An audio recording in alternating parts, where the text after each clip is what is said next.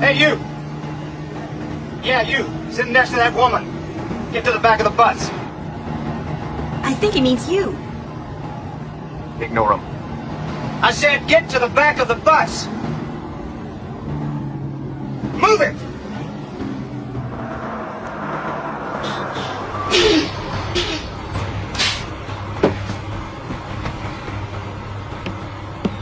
Did you hear me, boy? I said get to the back of the bus where the colors belong. You go drive the bus and I'll sit where I please. What? You go drive the bus and I'll sit where I please.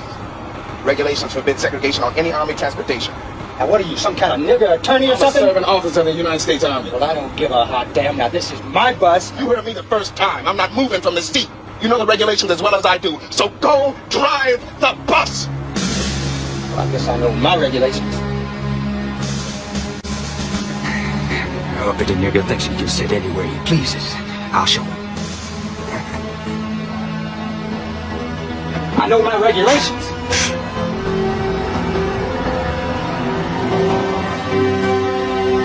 This is one damn nigga that's gonna get what he deserves. Regulations or no regulations, no nigga's gonna come down here and tell me how to run my bus.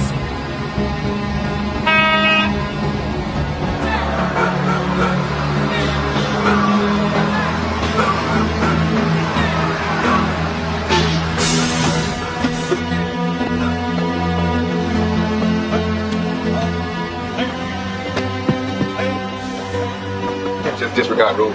2 weeks ago, a colored GI got shot in North Carolina for refusing to move to the back of the bus. Yeah, I heard.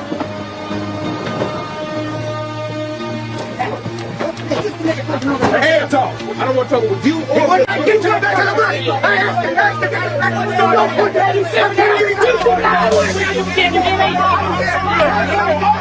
Sit where I please! You better come with us to the duty officer, Lieutenant. Careful.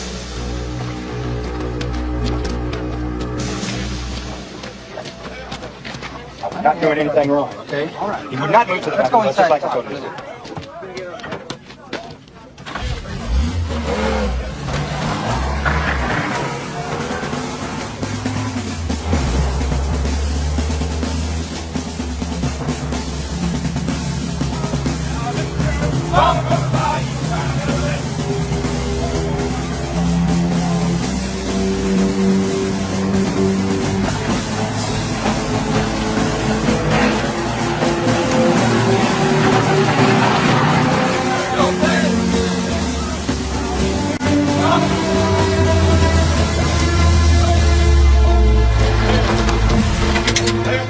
Come on, boy.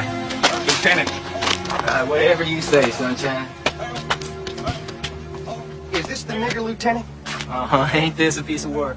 Well, Mr. Nigger, you in big, big trouble now, boy. Call me nigger again, and I'll break you in two.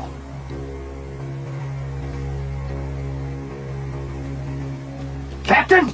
We got the lieutenant outside, sir.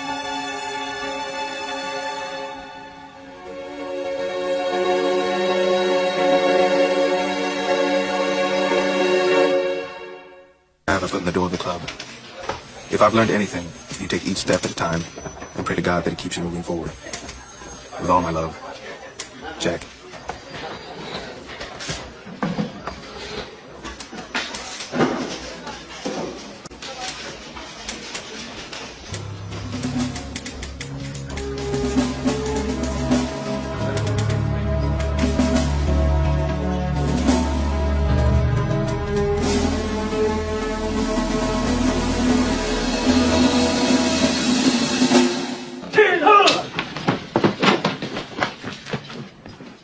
At ease. I'm Lieutenant Robinson, your new company morale officer. Any problems, any questions? Sir! Who's going to the Rose Bowl, sir? UCLA, of course.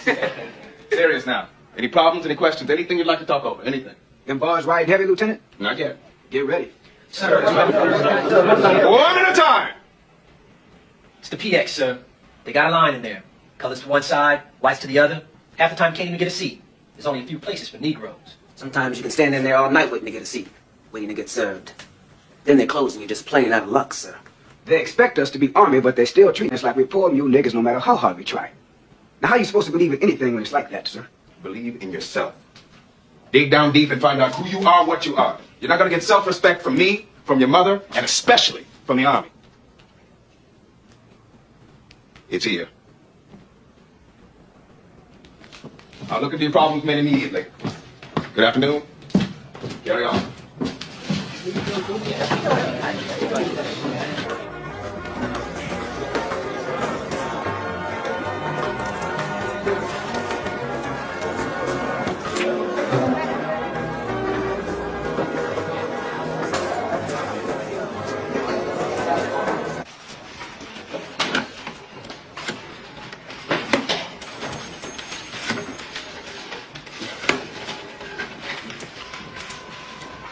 Major Treble. Hello, sir. This is Lieutenant Robinson, Provisional Trucks. I'd like some information regarding facilities at PX. Oh, fire away, Lieutenant. Is racial segregation official policy or merely custom? Well, it's a little of both, I suppose. Could you clarify that, sir? Sure thing, Lieutenant. Come on by the office.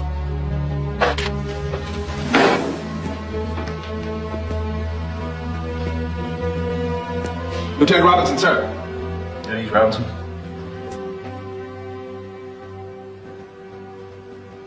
You might have noticed that I'm not laughing, mister. Sir, with all due respect, the issue is policy, not the color of my skin. Yeah. Well, you just sit yourself down there and let's get down to policy. Now, I'm not a happy, carefree kind of soul, Lieutenant. I'm a worrier. I worry about how we're doing in Africa, Guadalcanal. I even worry we might have us a race ride here like they've been having up north. As Provost Marshal, that's my job. Yes, sir. My job is to see the morale of the Negro soldiers, which is very low at this moment. An adjustment in the PX seating might shift that around. Adjustments and shifting may create a morale problem among the white troops. Now, you expect me to start making impossible choices? No, sir, I expect nothing. I'm requesting an effort to change something very unfair. Unfair. Yes, sir. The Negro troops are prepared to fight and die just like white troops. If they're going to die like whites, they might as well eat like them. In a perfect world. But now, this ain't a perfect world, is it? And my advice to you is to leave this matter alone. Don't go mixing things up, making it worse than they already are. You are dismissed.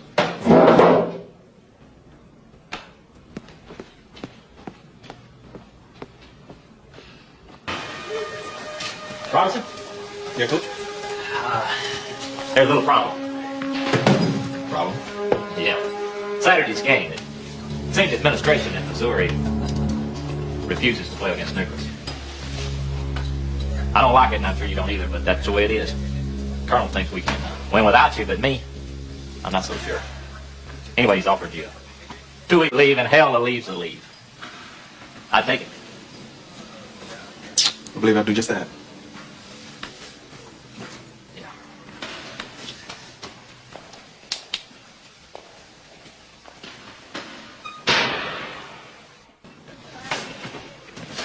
What's going on, Robinson? You quitting the team? Yeah, Coach. That was one game. We got a whole schedule ahead of us. Can you guarantee it won't happen again? No. I don't think I can. Okay.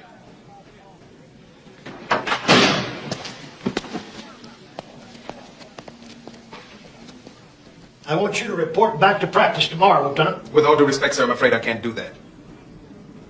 I'll take this personal, Robinson. My son says the entire offense is built around you. Now, will you or will you not pick up your equipment and rejoin the team? Is that an order, sir? You know damn well I can't order you to play football. Sir, I was not allowed to play baseball on this post because of my race, and I've been informed that I won't be included in every football game for the same reason. Under those circumstances, sir, I can't feel much loyalty to the team. Dismissed. Robinson, you're making a big mistake. Is that all, sir? Dismissed.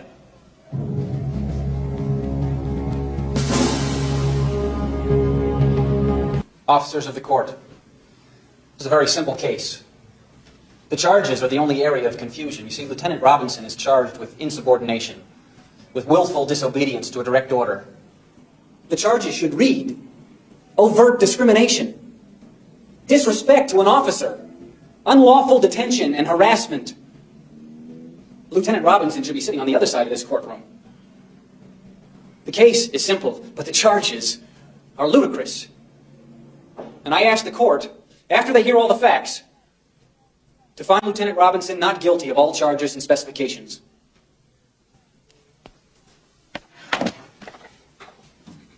Describe for the officers of the court what occurred when Lieutenant Robinson gave his statement, please, sir. He made fun of us. Could you clarify that, Captain? Tell us in more detail. Yes, sir. He kept smiling, and he always had his hands in his pockets, swaying back and forth. And everything pretty much seemed to be a joke to him.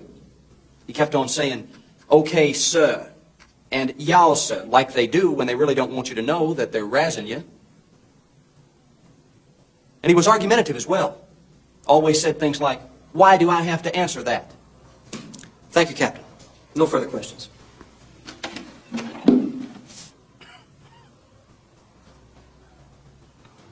You said they, like they do when they are razzing you.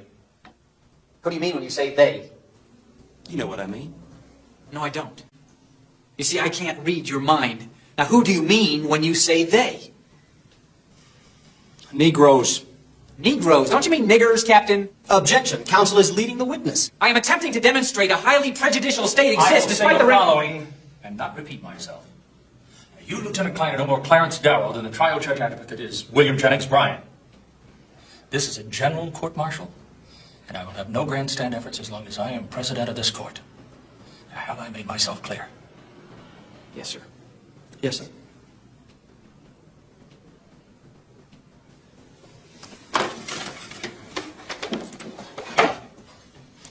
I'm trying to establish an attitude. I'm trying to get them to admit that they called you a nigger. Once they do that, their credibility goes out the window. Oh, it's a long reach, Bill. It's a reach. It's not an impossibility. You don't sound half as confident as you did out on the field. I'm confident. They stacked the deck. I'm just trying to reshuffle it. I want to put you on a stand. Okay. How does that help me? Because I want them to see you. I want them to hear you. I want to show them that you're not some step and fetch it, like the prosecution is making you out to be.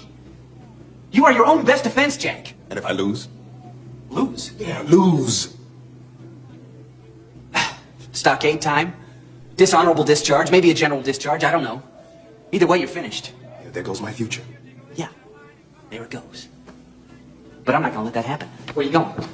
Gonna touch on plate.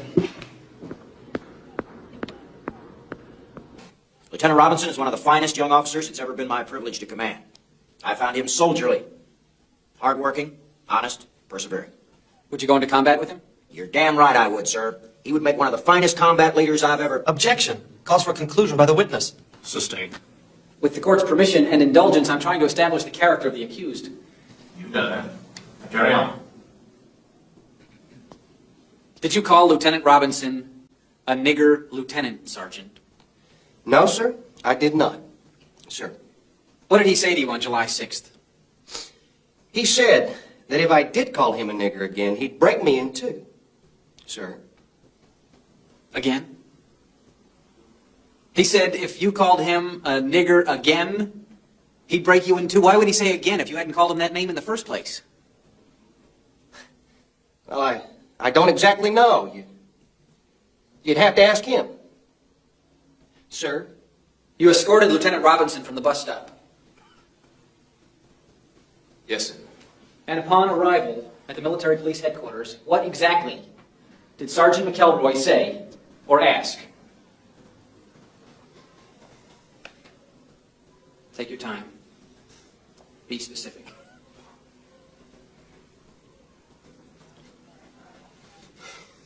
Yes, sir.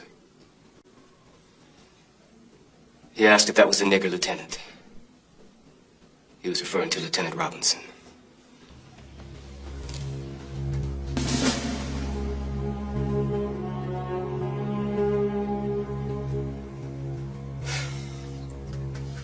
There'll be a 20-minute recess. Charge 1, insubordination, not guilty. Charge 2, willful disobedience of a direct order, not guilty. This court is adjourned.